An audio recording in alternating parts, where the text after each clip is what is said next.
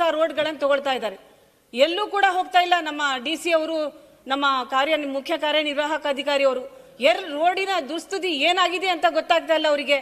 ಜನ ಸಂಪರ್ಕ ಮಾಡಿದ್ರು ಈ ತರ ತಾವು ಒಂದು ನಿರ್ದೇಶನವನ್ನು ಕೊಡಬೇಕು. ಮಾನ್ಯ ಸಚಿವರು ನಿರ್ದೇಶನ ಕೊಟ್ಟು ರೂರಲ್ ರೋಡ್ಸ್ ಮತ್ತು ವಿಲೇಜ್ ರೋಡ್ಸ್ ಕೂಡ ಇದಕ್ಕೊಂದು ದುರ್ಘಟನೆಗೆ ಕಾರಣ ಆಗ್ತಾ ಇರುತ್ತೆ. ಅದನ್ನ ರೀಚ್ ಮಾಡ್ಕೊಂಡು ನಾವು PMGCB ರೋಡ್ ಅನ್ನ ಹೋಗ್ತಾ ಇದ್ವಿ.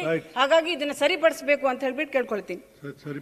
ಮಾನ್ಯ ಸದಸ್ಯರು ಹಿಂದೆ ಜಿಲ್ಲಾ ಪಂಚಾಯತ್ ಸದಸ್ಯರು ಅಧ್ಯಕ್ಷರು ಕೂಡ ಆಗಿದ್ರು. ನನಗಿಂತ ಚೆನ್ನಾಗಿ ಅವ್ರಿಗೆ ಗೊತ್ತಿರ್ತದೆ ಯಾವ ರೀತಿ ಡಿಸ್ಟ್ರಿಕ್ಟ್ ರೋಡ್ ಪ್ಲಾನಿಂಗ್ ಕಮಿಟಿ ಇರುತ್ತೆ ಅಂದ್ಬಿಟ್ಟು. ನಾವು ಜಿಲ್ಲಾ ಪಂಚಾಯತಿಗೆ ನಾವು ದುಡ್ಡು ಕೊಡ್ತೀವಿ ಸಭಾಪತಿಗಳೇ. ಜಿಲ್ಲಾ ಪಂಚಾಯತ್ ಇರಲಾರ್ದ ಕಾರಣ ಅಲ್ಲಿ ನಮ್ಮ EOಗಳಿರ್ಬೋದು, CEO ಶಾಸಕರನ್ನ ಸಂಪರ್ಕ ಮಾಡಿ ಅವರು ಕ್ರಿಯಾ ಯೋಜನೆಗಳನ್ನು ಅವರು ಮಾಡ್ತಾ ಇದ್ದಾರೆ. ಗ್ರಾಮ ಪಂಚಾಯತ್ನಲ್ಲಿ ಏನು ಪರ್ಸ್ಪೆಕ್ಟಿವ್ ಪ್ಲಾನ್ ಇದೆ, ಇನ್ನಿತರ ಪ್ಲಾನ್ಗಳು ಇರ್ತವೆ, ನೋಡ್ಕೊಂಡು ಮಾಡಲಿಕ್ಕೆ ವಿತ್ ಕನ್ಸಲ್ಟೇಷನ್ ಮಾಡ್ತಾ ಇದ್ದಾರೆ.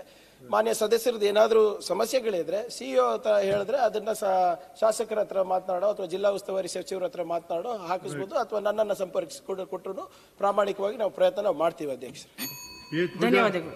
ನಿಮಗ ಇವರೇ ಸಚಿವರ 3 ವಾರ ಟೈಮ್ ಕೇಳಿರಿ. PH ಪೂಜಾರ ಸರ್ ಇದು ಒಂದ್ ನಿಮಿಷ ಹೇಳ್ತೀನಿ ತಡೀರಿ. 3 ವಾರ ಸಭೆ ನಡೀತಲ್ಲ ಅಂತ ಗೊತ್ತಿದೆ. ನಿಮ್ಮ ಅಧಿಕಾರಿಗಳು ಈ ತರ ಸದನಕ್ಕೆ 3 ವಾರಗಳು ನೀವು ಹೇಳಿದ್ರೆ ಹೆಂಗ್ರಿ? ನೆಕ್ಸ್ಟ್ ಶುಕ್ರವಾರ ತಗೊಳ್ಳಿ, ನೆಕ್ಸ್ಟ್ ಫ್ರೈಡೆ ಇಲ್ಲ, ಆದಷ್ಟು ಬೇಗ ತಡೀರಿ. 1250 PDOಗಳ ಸೇವಾ ಇರ್ತನ್ನ ಪ್ರಶ್ನೆ ಆದಂತದ್ದು ಎರಡು ವಿಚಾರ ಇದೆ ಸರ್ ಇದರಲ್ಲಿ. ಸ್ಯಾಲರಿ ತಾವು ಕೇಳಿದ್ದೀರಾ, ಜ್ಯೇಷ್ಠತದ್ದು ಕೇಳಿದ್ದೀರಾ? ಇಲ್ಲ, ಎಲ್ಲ ಗ್ರಾಮ ಪಂಚಾಯತ್, ತಾಲೂಕ್ ಪಂಚಾಯತ್, ಜಿಲ್ಲಾ ಪಂಚಾಯತ್, HRMS ತೆಗಿಸಿ ನಾವು ಕೊಡ್ಬೇಕಾಗ್ತದೆ ಮಾಹಿತಿ. ಆದಷ್ಟು ಆಯ್ತು ಅಧ್ಯಕ್ಷರೇ, ಆಯ್ತು ಅಧ್ಯಕ್ಷ. ಮಂಜುನಾಥ್ ಭಂಡಾರಿ ಸರ್, ನನ್ನ ಚುಕ್ಕೆ ಗುರುತಿನ ಪ್ರಶ್ನೆ 60 ಮಾನ್ಯ ಗ್ರಾಮೀಣ ಅಭಿವೃದ್ಧಿ ಮತ್ತು ಪಂಚಾಯತ್ ರಾಜ್ಯ ಸಚಿವರಿಗೆ ಉತ್ತರವನ್ನು ಒದಗಿಸಲಾಗಿದೆ. ಅಧ್ಯಕ್ಷ ಸಭಾಪತಿಗಳೇ, ಉತ್ತರವನ್ನು ಒದಗಿಸಿದರೆ ರಾಜ್ಯದಲ್ಲಿ ಕುಡಿಯುವ ನೀರಿನ ಜಲ್ ಜೀವನ್ ಮಿಷನ್ ಮತ್ತು ಜಲ್ಧಾರೆ ಎರಡೂ ಒಂದು ಕೇಂದ್ರ ಸರ್ಕಾರ ಮತ್ತು ರಾಜ್ಯ ಸರ್ಕಾರದ ಒಂದು ಒಳ್ಳೆಯ ಯೋಜನೆ. ಆದರೆ ಇವತ್ತೇನಾಗಿದೆ ಅಂತ ಹೇಳಿದ್ರೆ ಅಲ್ಲಿ ಹಲವಾರು ಹಗರಣಗಳಿದೆ ಮತ್ತು ಕಳಪೆ ಕಾಮಗಾರಿ ಅನ್ನೋದನ್ನ ನಾವೆಲ್ಲ ಎದ್ದು ಕಾಣ್ತಾ ಇದೆ ಸರ್. ನಾನು ಇದೇ ಪ್ರಶ್ನೆಯನ್ನ ಕಳೆದ ಸಲವೂ ಕೇಳಿದ್ದೆ. ಈ ಕಾಮಗಾರಿಗಳು ಅತ್ಯಂತ ಕಳಪೆ ಮಟ್ಟದಲ್ಲಾಗಿದೆ. ಅದೀಗ ಯಾವ ರೀತಿಗೆ ನೀವು ಅದಕ್ಕೆ ಅವರು ನಮಗೆ ಭರವಸೆಯನ್ನು ಕೊಟ್ಟಿದ್ರು, ಒಂದು ತನಿಖಾ ಮಾಡಿ ಅದಕ್ಕೆ ವರದಿಯನ್ನು ಒಪ್ಪಿಸಿರಿ ಅಂತ. ಅದು ಏನಾಗಿದೆ ಅಂತ ಹೊಂದಬೇಕು. ಇನ್ನೊಂದು, ಈಗ ಕೆಲವು ಸಲ ಏನಾಗಿದೆ, ನೀರಿನ ಮೂಲವನ್ನು ಇವರು ಬಾವಿಯಿಂದ ತೆಗಿತಾ ಇದ್ದಾರೆ, ಬಾವಿ ಜಲಮಟ್ಟದಲ್ಲಿ ತೆಗಿತಾ ಇದ್ದಾರೆ. ಹಾಗಾಗಿ ಅದನ್ನ ಒಂದು ಶಾಶ್ವತವಾಗಿ ಅದು ಇರೋದಿಲ್ಲ. ಆಮೇಲೆ ಇನ್ನೊಂದೇನಾಗಿದೆ ಅಂತ ಹೇಳಿದ್ರೆ, ಗ್ರಾಮ ಪಂಚಾಯಿತಿ ಮಟ್ಟದಲ್ಲಿ ಇವರು ಯಾವ ಹಳ್ಳಿಗೆ, ವಿಲೇಜ್ಗಳಿಗೆ ಇವರು ನೀರನ್ನು ಕೊಡ್ತಾ ಇದ್ದಾರೆ, ಗ್ರಾಮ ಪಂಚಾಯಿತಿಯವ್ರ ಹತ್ರ ಇವರು ಮಾತನಾಡದೆ ಈ ಕೆಲಸವನ್ನು ಮಾಡ್ತಾ ಇದ್ದಾರೆ ಅಂತ ಒಂದು ಕಂಪ್ಲೇಂಟ್ ಬರ್ತಾ ಇದೆ. ನಾನು ಮಂತ್ರಿಗಳ ಹತ್ರ ಕೇಳ್ಕೊಳ್ಳೋದಿಷ್ಟೇ, ಯಾವುದೇ ಕಾಮಗಾರಿಗಳನ್ನು ಮಾಡಿದ ನಂತರ ಅಥವಾ ಮಾಡೋದಕ್ಕಿಂತ ಮುಂಚೆ ಅಲ್ಲಿಯ PDO ಅಥವಾ ಅಲ್ಲಿಯ ಅಧ್ಯಕ್ಷರ ಹತ್ರ, ಅಲ್ಲಿಯ ಅವರ ಹತ್ರ ಚುನಾಯಿತ ಪ್ರತಿನಿಧಿ ಹತ್ರ ಕೇಳಿ ಈ ಕಾಮಗಾರಿಗಳನ್ನು ತೆಗೆದುಕೊಳ್ಬೇಕು. ನಂತರ ಕಾಮಗಾರಿಗಳು ಆದಮೇಲೆ ಯಾರು EO ಇದ್ದಾರೆ, ಯಾರು PDO ಇದ್ದಾರೆ, ಯಾರು ಇಂಜಿನಿಯರ್ ಇದ್ದಾರೆ, ಯಾರು ಕಾಂಟ್ರಾಕ್ಟ್ ಇದ್ದಾರೆ, ಇವರ ಜೊತೆ ಒಂದು ಒಂದು ಒಂದು ಮೀಟಿಂಗ್ ಅನ್ನ ಮಾಡಿ ಅವರಿಗೆ ಹ್ಯಾಂಡ್ ಓವರ್ ಮಾಡಬೇಕು ಅಂತ ನಾನು ಕೇಳ್ಕೊಳ್ತೀನಿ.